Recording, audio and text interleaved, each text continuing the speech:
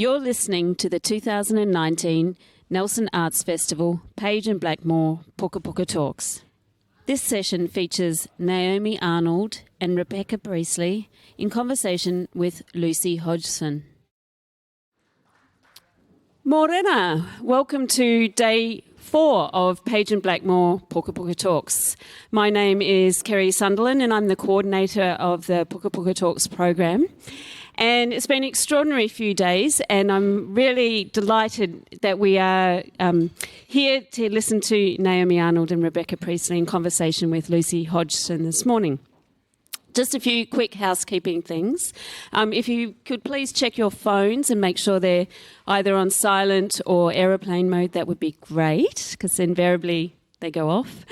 And I'd like to say a big thank you to Page and Blackmore for being the principal sponsors of the whole program. And of course, Naomi's new book, Southern Nights, hot off the press. We were a bit worried we wouldn't get it in time, but it is here. We have it for sale today, and as well as Rebecca Priestley's book as well. So just let me check my notes. We will be recording this session for a podcast that will be available sometime before Christmas and for your summer listening pleasure. When we hand the microphone round for questions, if you could please speak into it very closely, so for the recording, that would be great. So as close as you can get without licking it. And there will be some time for questions at the end. But now it's my great pleasure to introduce Lucy Hodgson, who is the new New Zealand Society of Authors Top of the South branch president, as well as being that, as you'd probably gather from joining the society, she's a writer herself, has worked as a science writer in the past, and is doing all sorts of professional writing at the moment and has a great blog. So I'll hand over to Lucy to introduce Naomi and Arnold. Please join me in welcoming them.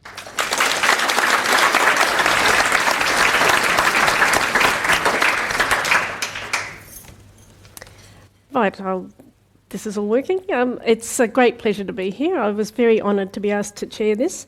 I'm going to read what I wrote because I want to.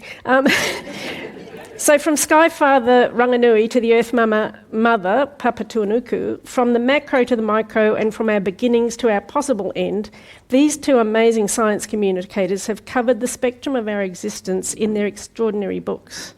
And they're extraordinary because they've found a way to present difficult and confronting facts by mixing them with insights into our humanity. And so Rebecca has just published the book 15 Million Years in Antarctica. She's an interdisciplinary scholar and creative non-fiction writer who works at the boundary between science and the humanities. She's Associate Professor in Science at Associate Professor in Science in Society of Victoria, University of Wellington.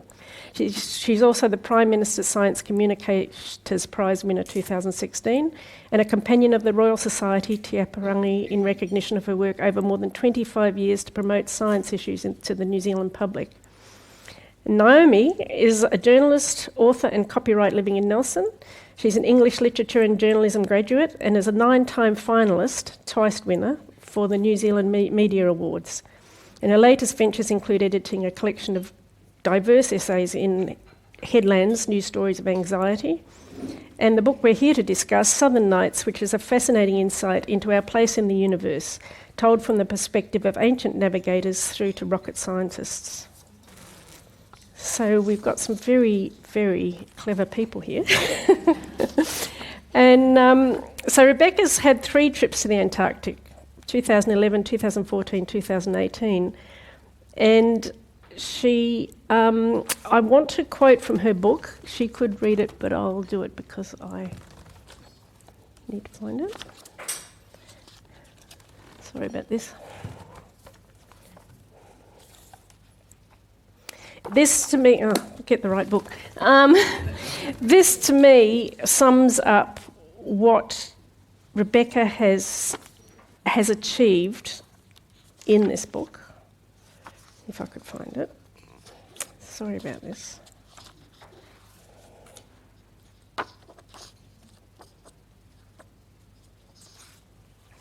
Sorry, Rebecca, do you know which bit I'm trying to find? It's about scientists and how we don't know. We know more about what the scientists are talking about than we do about the scientists themselves. 161. There it is. So whereas we now have a fairly detailed knowledge of the myths, circumcision rituals of exotic tribes, we remain relatively ignorant of the details of equivalent activity among tribes of scientists, whose work is commonly heralded as having startling or at least extremely significant effects on our civilization.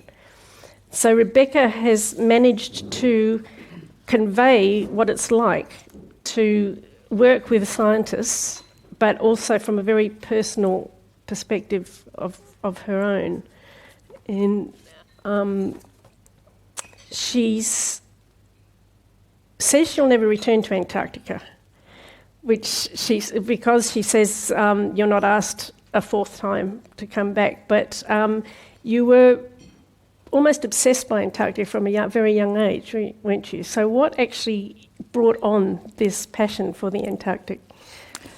Gosh, I knew an Antarctic scientist when I was a child. He was a friend of my mother's. So I, as well as the heroic age stories that I'd read through school textbooks and journals and magazines, I had this understanding that people went to Antarctica for work and then they came back again, which was really significant, that you know, you didn't just go to Antarctica to trudge to the South Pole and die in a tent.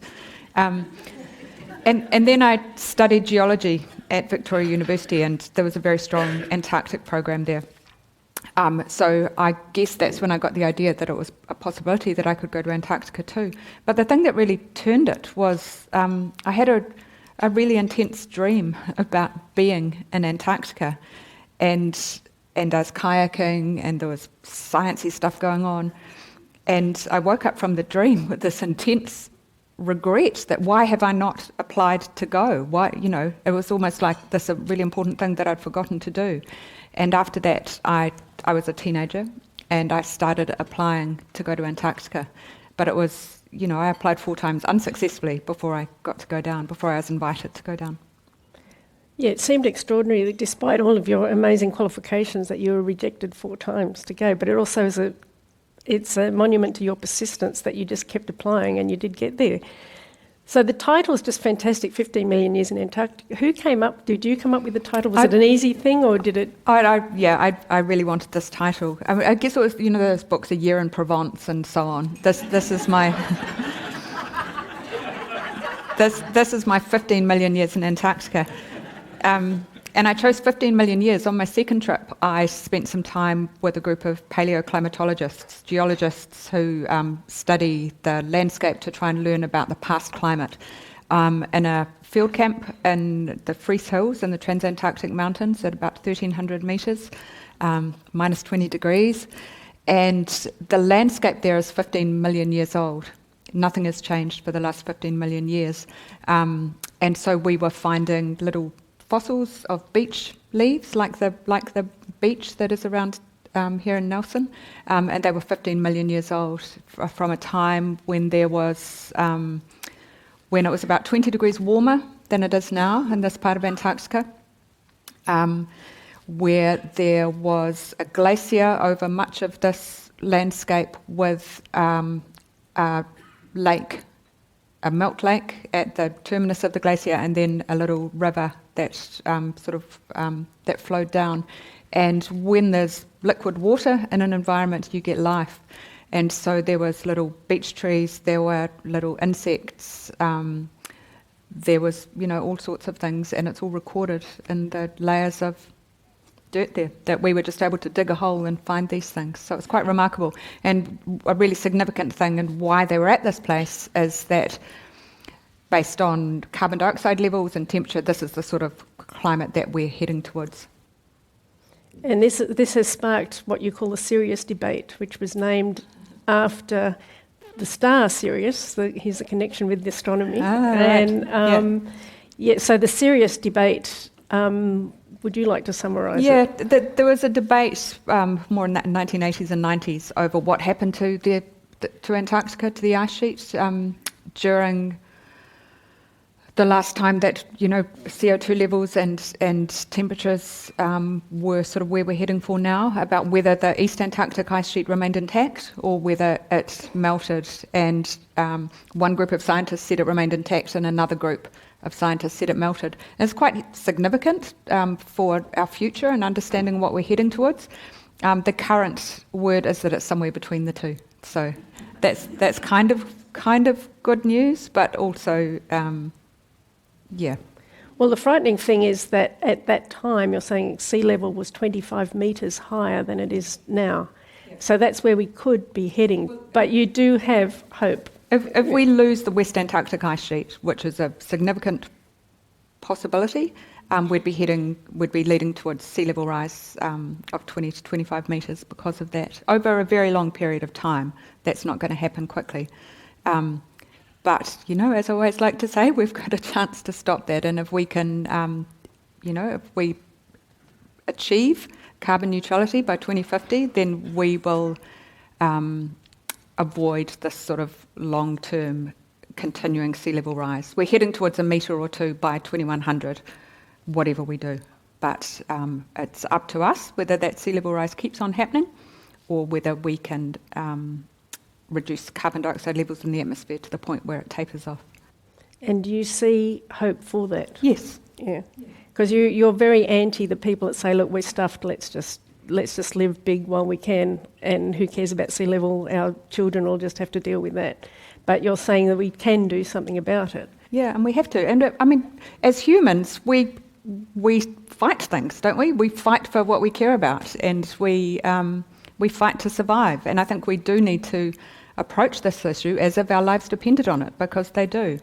Yeah. And it's also gone beyond just personal recycling and using less plastic. Sure. It has to become national and internet, and we have to approach governments and governing bodies to do something about that. It has to go beyond us. Governments and big corporations need to take leadership on this. Yeah, we've all got a part to play, but we need them to take the lead. Though I must say, after 3 days here in beautiful sunny Nelson and swimming in Abel Tasman yesterday, it's hard.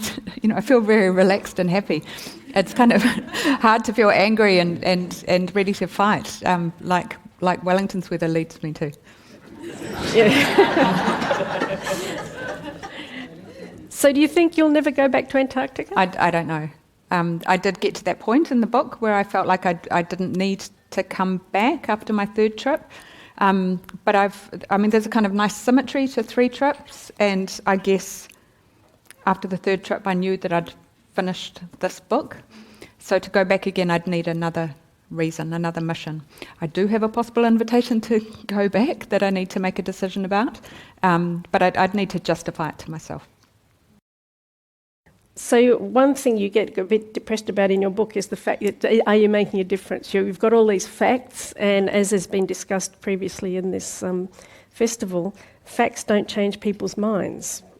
And you say, in my books and magazine articles, I feel I'm preaching to the converted. I'm entertaining people who are already interested in science and who are just as alarmed about what we're doing to the planet as I am.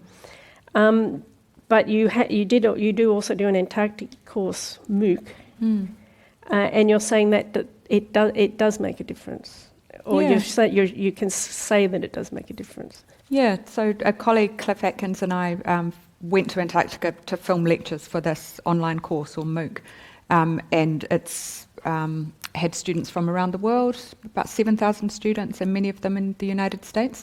And we did some research doing survey pre and post course and analysed the students' comments in the course.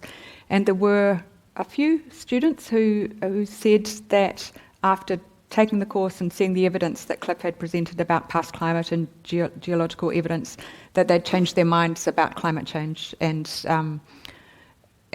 believed the science now. And that was pretty heartening and significant. 3 students, that's not a lot. But writing a magazine article, you never have any idea about who's taking notice or, if you're making an impact. Can you sum up to us, to non-scientists, what the hope is? Do you have a summary of hope? No? I just don't think we've got a choice. I mean, Yeah. if we're decent humans and we care about other humans and we care about our children and our grandchildren and the rest of the planet, then we have a responsibility to take significant and urgent action on climate change. And it's all a sort of like the tipping point. And I think the younger generation, and Greta Thunberg, I think really illustrates that, is the younger generation are taking up the ball and running with it. But we haven't got time. We can't wait for them. We've got to do something ourselves, is what you're saying. Yeah, yeah. So now we're going to Naomi.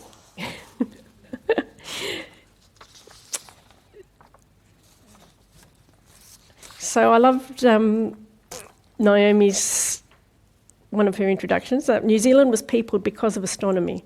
Not only did the heavenly bodies guide the ancestors of Maori across the Pacific to make this land their new home, but it was the planet Venus that was the primary reason for Cook's first voyage to the Pacific, which ultimately laid the foundation of modern New Zealand. So it's a beautifully illustrated book with fantastic stories. And my question is, did you see the illustrations and come up with the stories to match, or did you have the stories and then search the illustrations? I think the illustrations came second. Yeah, that's right, because I wrote the text and then they said, so where are the images? And I was like, oh God. So I had to, it was my job as well to find the images, which I think is a function of modern publishing these days. But so the pictures came along after the stories, and then we spent a really long time shuffling them around until they fitted in the right places. Yeah. And they are extraordinary. They're those pictures you see that take your breath away in magazines sometimes, or whatever, and there's a collection of them in here which are absolutely fantastic. Yeah, we had a wonderful group of astrophotographers and astronomical photographers. So there's sort of a split here between science type shots and then more artistic type images that really lay people with cameras have put together, and then there's shots that astronomers have taken that show interesting aspects of the night sky. Yeah. And I got the impression when reading this that there's a real similarity between astronomy and the arts. Like, it's a very artistic science, but sadly as a result it's totally underfunded, because it's sort of considered what you'd call a pure science, which it doesn't really have a reason for being, like engineering or medicine, which people can say we need to know this for this reason. With astronomy, people don't really. It's sort of pretty and nice, but why do we need to be able to read the stars? Well, I was at the Dark Sky conference in Pukapuka this last week, and there was this brilliant quote from somebody, and he put it up on the projector, and he said, astronomy covers math, art, science, history, sociology, culture, and he just had this string of human aspects that astronomy sections itself into, and that's including stargazing, and it's including radio astronomy and optical astronomy, and just going outside at night and looking up at stars and just thinking about your place in the universe. So it sort of crosses this huge swathe of human interest in terms of philosophy and history and science. Which I think is what you capture in your book. There's so many stories, different different types of people, from amateur astronomers to really high-powered, well-recognised astrophysicists, all that sort of stuff. So do you have a favourite character in your book? I do. It's Clement Lindley Ragg, and I'll try and find his picture. I liked him too. Yeah. he was a meteorologist, actually. I think it was the late 19th century he was active. He was actually, I think he was British and went to Australia, and he was the one who came up with the idea of naming all of our hurricanes and tornadoes after people, after giving them names, which was one of the many discoveries I had in this book, and it's going to take me ages to find his picture, so I'll just flick through as I'm yabbering away. But he was sort of an early science communicator, so he was maybe like the 19th century version of Nano Girl. Michelle, what's Michelle's last name? Dickinson, that's right. So she travels around giving science performances to kids, and they're all sort of whiz-bang. And Clement, who is just about found, would hold, here he is. So this was one of the early ads. So he's got here, I think this was in the Dominion, what used to be the Wellington paper, and he's got scientific and unique entertainments, the chance of a lifetime. grand scientific entertainments, lectures on marvellous radium, splendid, appalling and sublime. So he's sort of, it's the style of the times, but he's got A Voyage to the Universe, Noble Astronomy, The Majesty of Creation, The Romance of the Earth, The Cathedrals of God. So he really captured people's attention and wowed them with these, with his lantern slide. Lantern slide, is that what they were called?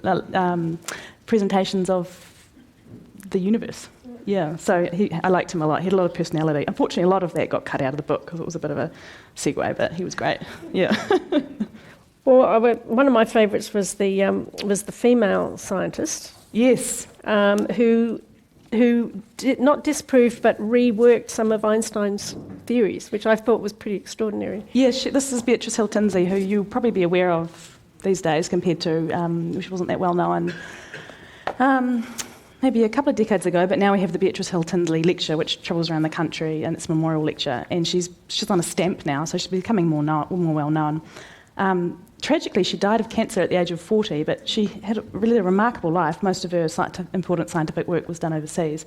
But yeah, she was born in England, came to New Zealand, Palmerston North, and grew up there, and then studied at the University College, which was the prior University of Canterbury University, and basically fought misogynism and sexism throughout her entire career, and made some incredible advances for someone who was quite young. And then she died of melanoma, I think at 40. So that was in the late 1981.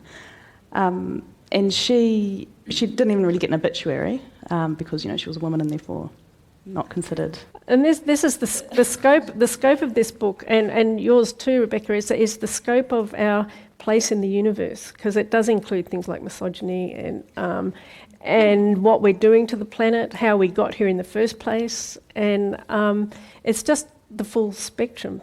And that's what is, I don't know, I think the people don't understand how relevant science is sometimes. We're probably preaching to the converted people coming to a science talk, but a lot of the average man in the street just sees scientists as these godlike people who work away in laboratories and don't really do anything that's relevant until somebody writes a magazine article, and then they go, oh, that's what those guys are doing. And this is where Rebecca's work is just so important, to try to personalise science, bring it into your life and make it relevant to yourself. And which brings me to another question. I'm afraid I don't think we can ignore politics in this. And I did a little bit of research. Apparently over a third of our politicians are career politicians. And worldwide, only about 10% of politicians have a scientific background. So do we need politicians to have scientific backgrounds, or do we just need to educate the politicians in science somehow? Probably a bit of both. I think we could do with some more science-trained politicians for sure. Yeah, I think we could do with politicians from all spectrum of society, including ones who've been on benefits and ones who have, grown up with single parents and experienced homelessness. That would be a really good way to, instead what have we got here? I mean, we've got privileged people who, well, not always, but often, it's the sons and daughters of privilege who end up in those positions, and we need politicians who come from all experiences in society. But definitely, Rebecca's work in science and society, your students, do they look at that sort of thing with their MAs? And yeah, we look at science in its broader sort of social, political, cultural context, so that's part of it for sure, yeah. So it's once again that people got overwhelmed with the fact that global warming is happening. What can I do? So you can recycle, you can do small things in your own life. But when it comes to influencing politicians, then people go, how do I do that? And I love vote. Yeah, well, but even voting, I think people would love to have something a bit more immediate. And I love the story in England. People were posting rubbish, packaging to their politicians. So they'd bring their stuff home from the supermarket or the department store, take all the packaging off, and then post it to their politician. That just happened in New Zealand too. And I love that idea. Just something active and physical that you can do rather than just sit there and tick a box and vote. Yeah. Do you have any other ideas of ways that you could influence activism is really important. Yeah, just getting out there and telling them what you think and en masse creates change. Mm. Yeah, and it does. It needs a tidal wave to change people's opinions. And I mean, New Zealand's managed to change people's opinions on drunk driving, but it did take a long time. And unfortunately, with climate change, we don't have a lot of time. We've gone past the point where we could wait for things to happen in a sort of natural way. We've actually got to force it now. Would you agree with that? It's gone past just waiting and seeing what happens. Yeah, I think the marches we saw of the young people recently has shown that they are hoping to force this issue with just sheer numbers. Mm. So, I mean, I'm not sure, what was the march like in Nelson? We had a massive march in Wellington, and as a university, we all went along. What was it? 2000? That's great for... March 15 also. Yeah. Mm. Mm. Yeah, that was so, really... I mean, I'm not sure... Yeah, and these sorts of things is just raising awareness with politicians that there is public support. I think that change has come. I think from the sort of feedback that I get, people aren't saying, do we need to do anything? They're saying, what can we do? What can we do now? Yeah, we also need to vote with our dollars. And I was just finishing a story on the veterinary industry, actually, who have... a few of them have really embraced sustainability, and they've gotten right into reusing plastics and things like that, which is tiny, but on a big scale, you can have a big impact if you use a reusable gown instead of a $35 disposable one every single time. Yeah, so this. Yeah, and if we stop buying the disposable stuff that people are making, they'll stop making it. Yeah. Hopefully. So just going on to maybe a more cheerful note, the Stonehenge Aotearoa. I just was fascinated by that. I'll show you a picture of that one, if you haven't seen it. It's great being an illustrator talk. I should have had slides. But you're saying that this Stonehenge has been built in... where's it been built? Wairarapa. Yeah, it's so cool. You should totally go if you get the chance. To help them understand space, the seasons, and how the mathematical precision of the universe affects us all, a star computer you can walk through. Yeah. And yet, although, I mean, you've got extraordinary stories of Polynesian navigation to get here and this is something that this book covers, which is quite amazing, right from the early navigators through to rocket scientists.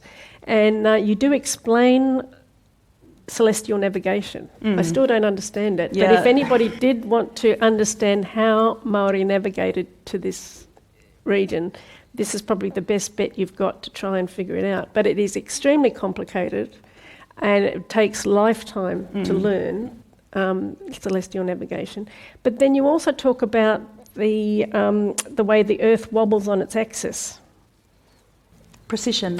Yeah. And so the stars are actually not fixed. Yeah. But it's over thousands of years that they move. Yeah, I think it's 23,000 years. We do a wobble. So you used to be able to see the Southern Cross in the Northern Hemisphere, for example, and then over time it's sort of migrated, down to our view. Which is why horoscopes are so hilarious, because they're completely out of whack because of precision. But they're still fun, that was one of the things, because when I started this, I really did not know anything about astronomy. I probably knew what most New Zealanders knew, which was Southern Cross, there's Orion. The sun comes up, the sun goes down. But I really was not, I hadn't done much prior study. I was just sort of an interested person who read science, but... just to learn facts like that just were mind-blowing, and it really propelled me through the writing of the book, just the awe that I felt researching. Yeah, and the fact that the stars... Well, we all knew that the stars moved in the heavens. We know over the seasons they move in relation to each other, in relation to us. But the fact that they can move that much does make our position in the universe seem very insignificant. Yeah, and that was a wonderful thing, actually. Yeah. So, I mean, if you think of the Earth, things are constantly changing down on Earth, fires, floods, landscape changes, but the stars are just always the same, above us, and apart from this 23,000 year cycle. And I found that very comforting, because when I was writing this, I was actually editing the Headlands book, which came out last year, The Stories of Anxiety, and there was quite a lot of, I had quite a lot of work on at that time, and I would go out at night and take the compost out and take the dog out, and it was dark enough in my backyard to be able to see Scorpius there, and over the year, over the winter, it would slowly appear in a different place at the same time every night, and then eventually Orion would come up. So it was just that really nice feeling of moving through the seasons. When the first magnolia blooms, and you'll sort of think of trees on your street, and when that one blooms, it's a sign that spring's on its way. So it really felt like that, like seeing the stars rise over the 3 years that it took to write this. So it's comforting in a way that what's that statistic that if you were to parcel the entire history of Earth into a single calendar year, humankind and all its problems, wars, interventions, crises, and deaths would occupy the last 40 seconds on the 31st of December. Yeah. Which makes you feel very insignificant, but look how much impact we've had. Those 40 seconds are all we've got, and we have to make the most of it. And it can be an excuse for people to say, well, what's the point? We're just a speck of dust in an infinite universe. But it's our speck of dust. And what you're saying is that, you own that speck of dust. And you know more about that speck of dust than most of us do, because you've looked at the rocks, at the that proof we have of how times have changed and people's effects on it. And that's... Yeah. So, Rebecca, do you want to do a reading for us? Sure, yeah. So that quote that Lucy read out earlier about scientists in the laboratories, that was not from me, that was Bruno Latour, who's a scholar that we make our students read. So a lot of my book sort of does document spending time with scientists in the field, and previously, writing about science for the listener, I was presenting the results of the research, what they came up with after 2 or 3 years of work. But spending time with them in the field, they're doing the work, they're encountering problems, they're trying to figure things out, and they're swearing, and they're getting frustrated, and they're drinking sometimes, and they get anxious. And so part of doing that was trying to present the scientists as humans, as people just like us, because there is evidence that doing that increases people's trust in scientists. So there's a lot of that sort of stuff in the book, but I'm not going to read one of those passages. I'm going to read something that's just more personal. It's just me in Antarctica. So this is from the end of my first trip.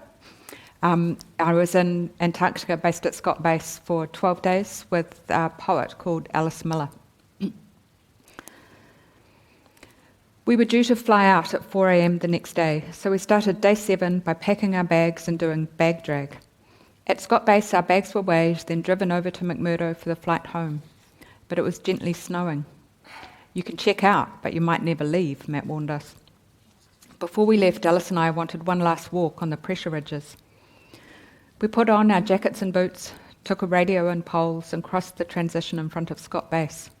We started following the flagged route, taking the same path, but without even needing to discuss it, walking separately. Close enough to be able to find each other in a sudden whiteout, but far away enough to have the sense of being alone. A light snow was still falling, but we could still see Minna Bluff in the distance. Even so, all definition had gone. The ice was white, the falling snow was white, and I lost my sense of where the ground was. The dusting of snow had obliterated all footprints from the last few days. As I went on, the cloud dropped lower, and I was suspended in whiteness. If I looked down, I could see my boots and my pole, but I had ceased to be in a place. My only reference points were the sound of flags flapping and the distant beeping of a reversing truck. I stopped for a few breaths, then took some cautious steps forward until I could make out a line of red flags gently whipped by the wind. The flags, the flags, the flags. I never knew Antarctica had so many flags. A skua glided by, checking if I was edible. I was wearing a pink hat, and I hoped he didn't mistake it for the seal placenta that Skua is so fond of. The radio buzzed as a field party and one of the Haglins called in. Scott base, this is H3, over. I stopped by a milk pool. The turquoise pool and the dark cyan of a near-vertical slab of ice beside it seemed obnoxious with colour. And more red flags. Without the flags, there was no scale. Without the flags, I'd be seeing ice mountains, deep ravines, wide blue lakes. I walked down a slope and found myself lost in a deep ice valley. I followed the flags up over a rise. There was Alice, notebook in hand. Like me, she was staring out at the red flags, the white snow, the endless plain, Antarctica. The beauty of it. I shed tears again for Antarctica, the pleasure and warmness of new friends. I cried for something I could never really possess, a fleeting experience that I could never hope to replicate.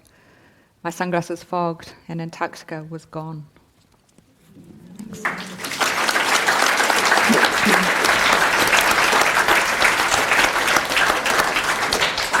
Yeah, it just came to me then that there's those beautiful, almost semi-poetic scenes of your experience of Antarctica, and it's contrasted with just the basic everyday stuff that the scientists do. They're sort of considered to be these gods doing these amazing things, but the one that really got me was the guys who were doing seismic readings by hitting a piece of metal with a hammer.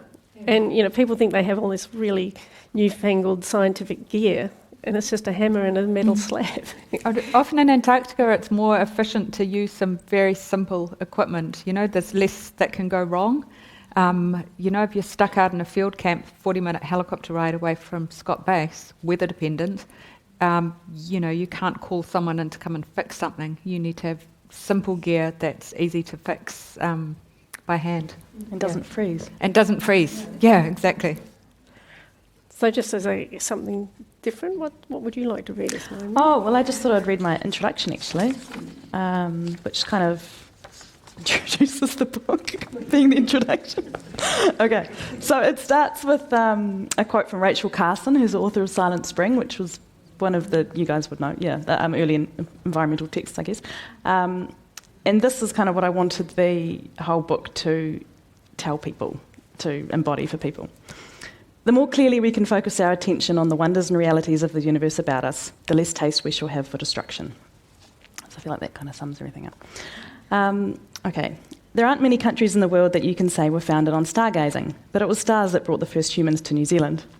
Polynesian people arrived on our shores using only the celestial bodies, the wind, the birds and currents, carrying with them centuries of knowledge about the essential science of astronomy and how you could find your way by the lights in the sky.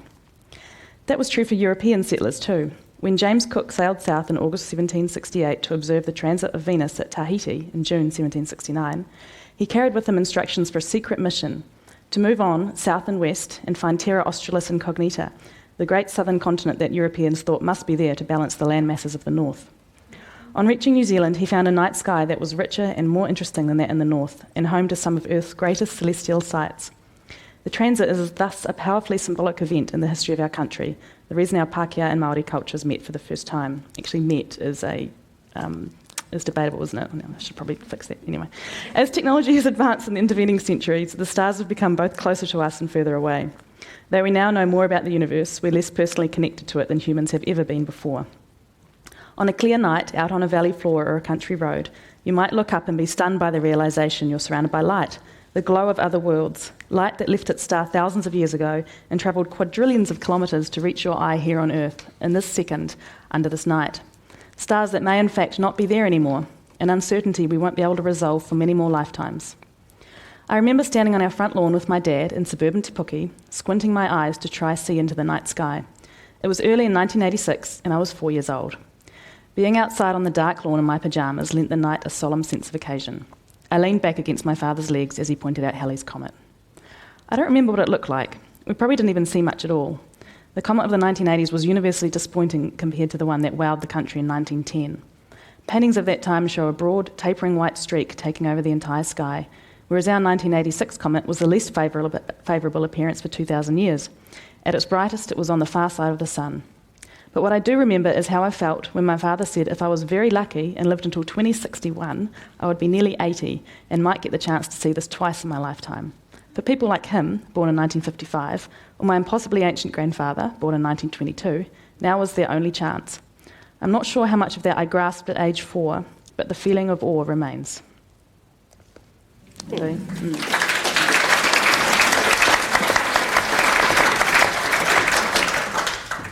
And in you have these sort of poetic, the experiences you have with just looking at the stars. And one of the comments that I loved what you said is that because of course the stars brought the Polynesians here, but European navigators put a gridded cage of longitude and latitude over the world. And this is where I think both of you talk about how we've basically lost touch with where we belong in the universe. Yeah, I think so. Yeah. Humans have sort of out-evolved themselves, and technology has enabled us to out-evolve the world. Because when we were relying on our own resources and our own physiology, we had to evolve with the world, but now we have put our technology on the world. Yeah, we don't really need the stars anymore, really. I mean, it used to be that we needed them for, first navigation and then time telling, so, we use them to fix our time. But they've just sort of dropped out of our day-to-day awareness. And then, of course, light pollution has been a huge issue and has many health effects as well as psychological effects, I think, because you don't get that sense of awe. And there was an Australian guy I quoted somewhere in here, which I won't be able to find in time, but he said that we lost our sense of awe of the universe when we had indoor plumbing, because we didn't have to go out to the toilet anymore. It was something about... the loss of the outdoor dunny. Just Can I make an Antarctic connection here? The Hercules, the C-130 ski Hercs that fly from Christchurch to Antarctica, use celestial navigation. Okay. Because if you think about it, if you're trying to use a compass in Antarctica, the South Geographic Pole is at the bottom of the planet. The South Magnetic Pole is actually off the Antarctic continent. It's in the ocean, sort of between Australia and Antarctica. So if you're trying to use a compass to navigate, it's next to useless if you're going down there. Wow. So the navigator in the Hercules has a little, windowy thing, and they're using the sun and navigating the very, very old-fashioned way. Brilliant. Yeah. Yeah, because what in your book, your Australian asks, are the stars playing to an empty theatre? Oh, that was him, wasn't it? That was the writer. Yeah, that was great. Yeah. Yeah, and just to bring it to a local point, in your book, you talk about observatories around New Zealand, and I must say that the destroyed observatory in Christchurch nearly brought tears to my eyes. I know. That was a beautiful building in Christchaych. Yeah, that was the Townsend Observatory, wasn't it? Yeah, that's been... No, they've restored the telescope. I don't think they've rebuilt the actual observatory yet. I maybe not up to date on that, but yeah, it was heartbreaking. It was like his whole guts had spilled out. Yeah. Yeah, and in Christchurch, the gutted cathedral, everyone takes that as the sort of the symbol of the disaster, but the gutted observatory would be just as moving for many people. But there was supposed to be an observatory in Nelson, wasn't there? Yeah, the solar observatory. Yeah, and it was going to be the largest observatory in New Zealand. Yeah, that was going to be really important for Nelson. I think it was Thomas Cawthron who said he would put up the money, but then died before he could. So it didn't get off the ground, but because Nelson had such good sunlight, it was going to be a really important observatory in the chain of solar observatories around the world, but yeah, it never happened, sadly. Which is why we have Observatory Park. Yeah. Because Cawthron did buy that land to put an observatory on it, and we just never got it. I'm glad you've read this book. I would have forgotten that, but that's right, yeah. But you also say that it's the problem with the importance of science is it can't rely on on benefactors. Yeah. Did I say that? Yeah, that was. So it was always to that effect. And that when Cawthron died and the whole thing fell apart. Yeah, it just fell over. Yeah. And we have a similar situation here in that with restoring Abel Tasman National Park when Project Yansoon moves off. But they're doing an incredibly good job of training up the next generation and the people that are here to keep doing their work. Whereas unfortunately, I guess Cawthron died before he was able to do that. But Because it's just two people, isn't it? Yeah. Yeah, it's amazing what they've achieved with that. Yeah, and it just shows how involved people have to get with science. You can't leave it to a few wealthy benefactors. And so I think we're getting time to where we need some questions, I think, from the floor. So anybody have you'll carry the mic around, and so if anybody has any questions, you need to speak into the mic so it goes into the recording. Does anybody have any questions? I'll come to you second. Thank you. I'm Hani Kasper, and I have a question for Naomi. Being a science communicator, how do you choose your topics? In particular, of course, Southern Nights. Yeah, well, as a day-to-day journalist, I choose my topics because someone will pay me for them. So I get commissioned to write things. And this was actually a commission as well. So Alex Headley at HarperCollins had an idea for a book called Southern Nights. It was a little bit different from what eventuated. And he had someone lined up to do it, but they couldn't do it. It took several years and they just couldn't get around to it, which probably should have been a warning for me.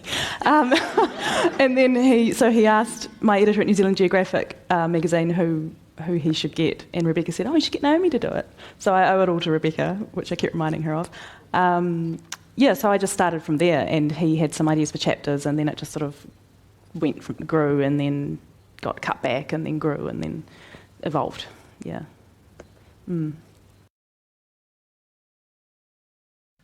Kia ora. Thank you for writing these books. And I think one of the questions that's always occurred to me, I'm also a geologist, and I went down to Antarctica 3 times as well.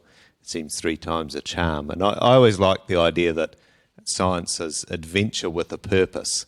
But one of the things that I guess I got a bit disillusioned with was a lot of scientific research comes out as very dry research papers, and in fact the system is geared now to demand that of researchers.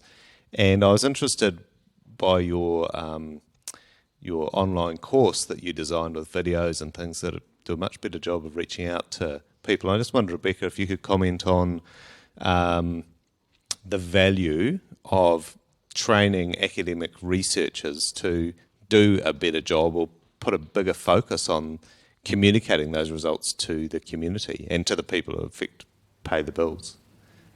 Well, it's hugely valuable, and I think there is now more encouragement and incentive and reward for academics to be good communicators, but I also think it's important that not every academic feels like they have to do that. Some people are naturally more inclined towards it, some people love doing it, some people don't. So I don't think we should put the pressure on everyone, but I think it's important to support and incentivise people who like that sort of thing and are good at it to do it more. It is really hard. I'm not a scientist, so I'm trained in geology, but then moved into other areas. But I know the scientists who are active communicators as well, people like Susie Wiles and Sean Hendy, who've won prizes for their work, do a lot of this work kind of unpaid and in addition to their full academic or scientific job. So all the really great scientist communicators I know put in an awful lot of work for the reward of, feeling like you're doing something worthwhile. Yeah.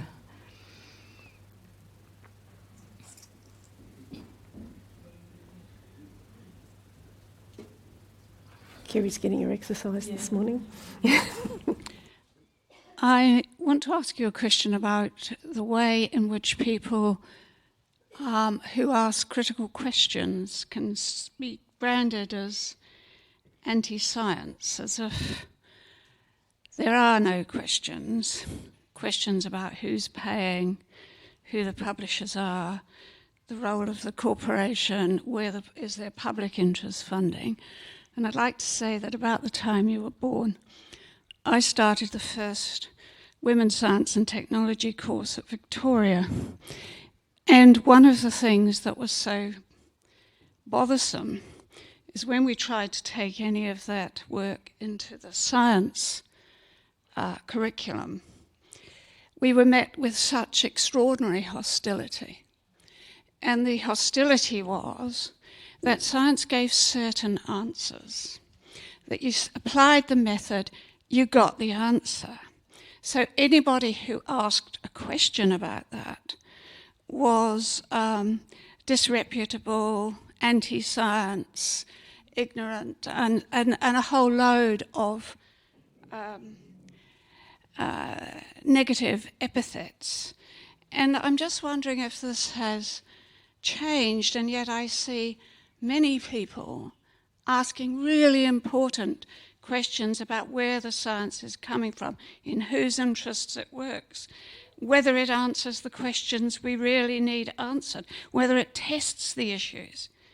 And I'd like some comments on the role of education and your role as communicators, and the issue of whether we have to accept science as definitive.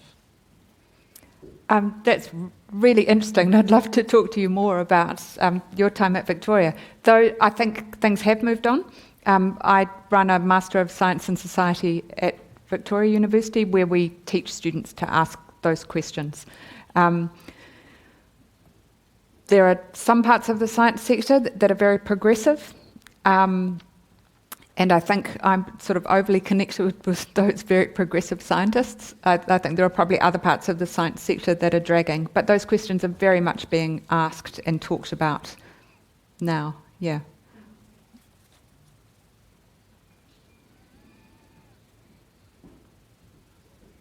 And being published. People are publishing on those sorts of issues too. Henry Casper, I've got some experience down there too, and the question is for Rebecca. You don't have to go far in Scott Price to feel that you're alone, as you have illustrated with your quote. Did you ever have the feeling that you shouldn't be there? Oh. We shouldn't be there? Yeah, that very much comes up in my book, yeah. My first trip, I was just full of excitement to be there. My second trip, I spent some time in a remote field camp and found myself very anxious, and that's another connection, but my essay about that was in Naomi's book, Headlands. And I think it was my third trip. As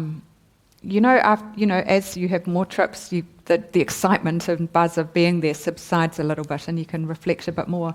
In my third trip, I was very much thinking more about the human impact. There's the impact. What happens in Antarctica will impact on us as a civilization, but also what we're doing in the world is impacting on Antarctica. And I was at Cape Royds. We were camped near Shackleton's Hut, where there's also a Delhi penguin colony with about 2,000 breeding pairs, very noisy, smelly place.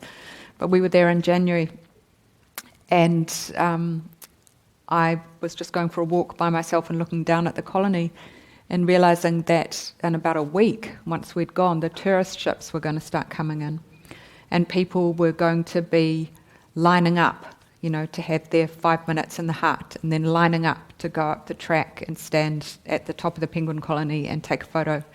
And I just knew I didn't want to be there, and I didn't want to see that. But at the same time, who am I to say, I've got the right to go to Antarctica, but you don't. So, yeah, in a way, I feel very protective of it.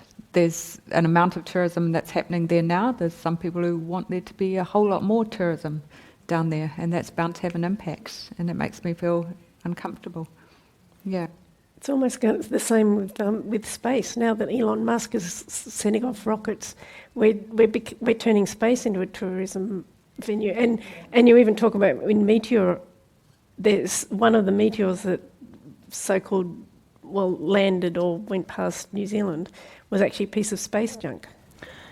Yeah. And so there's a lot junk of those up flashes there. are junk, and there is a plan. I think Japan has a plan for the Tokyo Olympics to send up whatever, and then release a whole bunch of ball bearings to create artificial meteors during the... And I think Elon Musk, he has, or he's about to put up 30,000 satellites. Has he already done that? Does anyone know? Or is that's going ahead, which is going to, completely change the night sky? Yeah, so I've got a lot of thoughts about that. I'm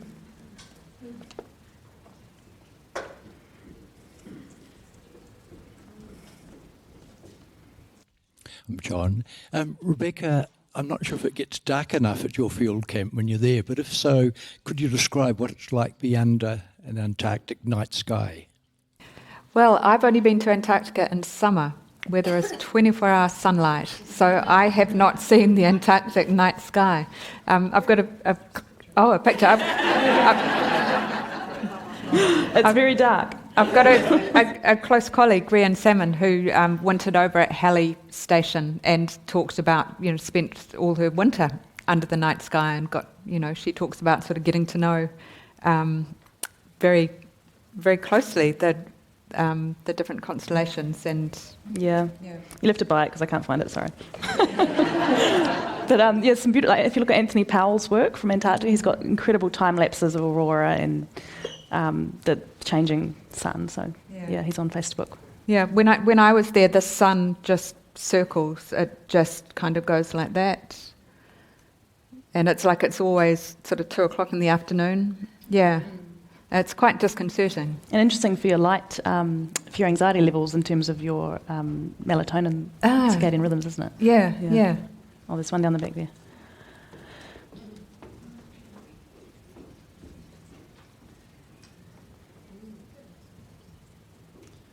Kia ora, and thank you for your works and your talks. Rebecca, I'm wondering, and Naomi, you can chip in too if you want. In the last couple of years, we've seen the New Zealand news media and stuff in particular take a very proactive stance on climate change. And I'm wondering about your observations on whether this has changed the public discourse about climate change, and particularly the political discourse on climate change. Do you think it is changing the way that politicians see this, or what's your perceptions on how things have evolved over the last couple of years? Thank you.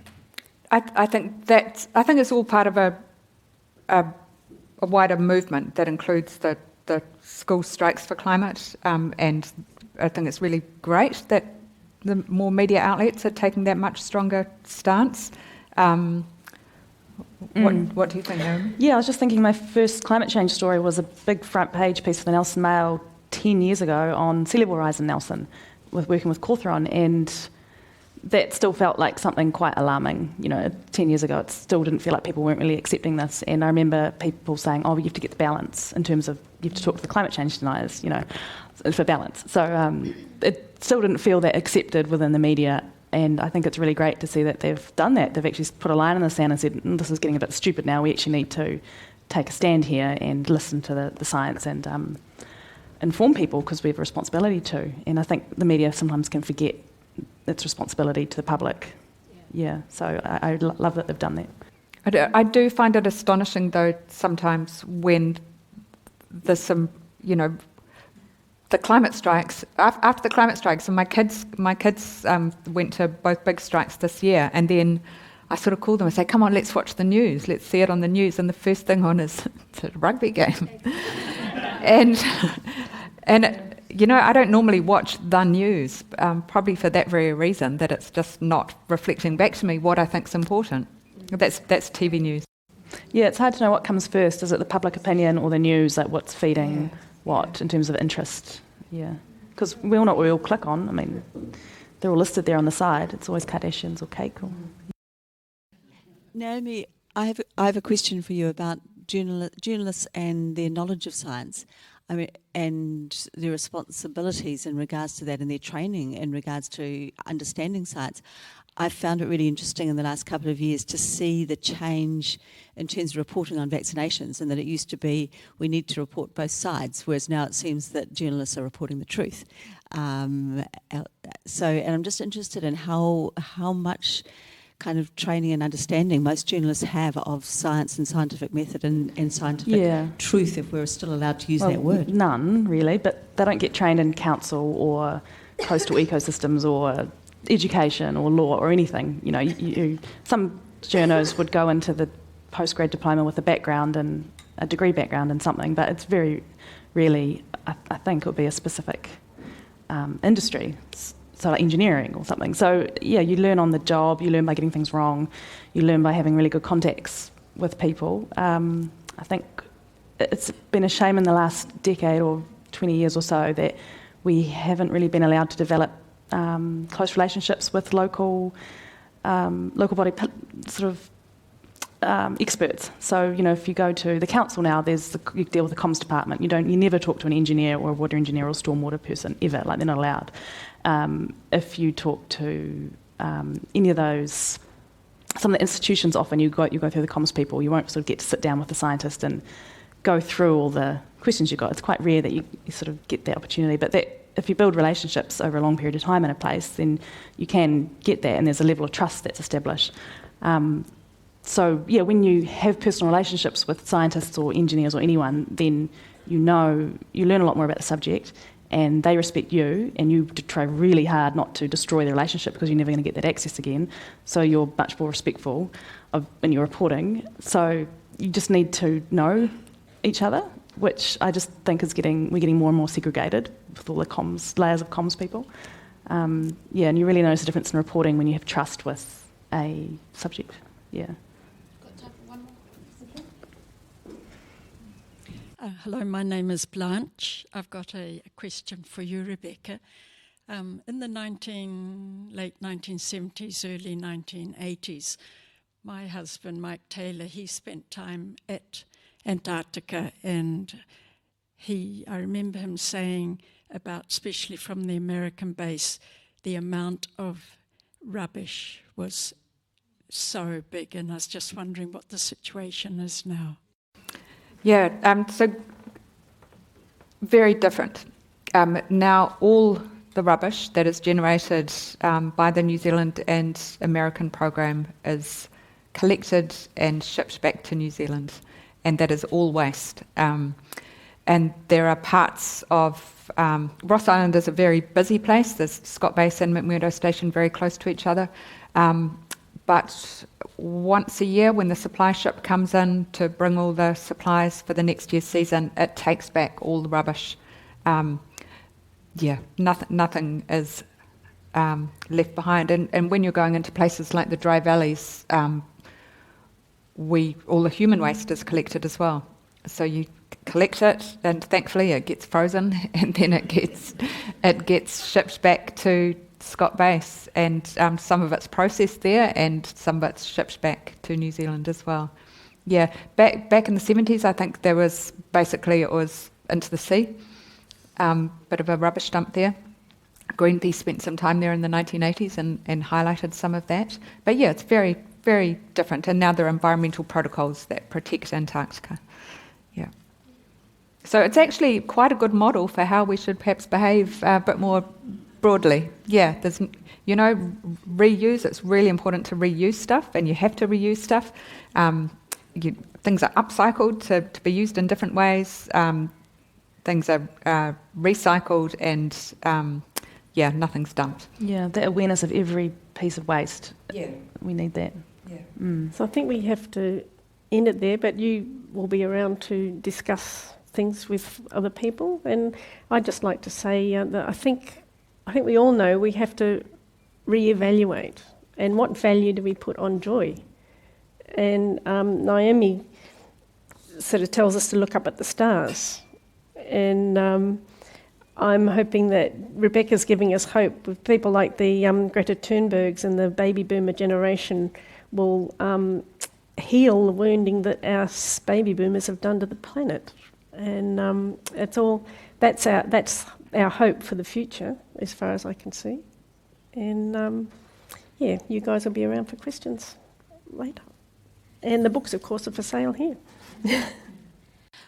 Thank you, everyone. I want to say a big thank you to Lucy, too, for chairing the session, and Naomi and Rebecca, and also to the publishers that made these books happen, Victoria University Press and HarperCollins. So please join me in thanking the panel, and come and have a chat to them.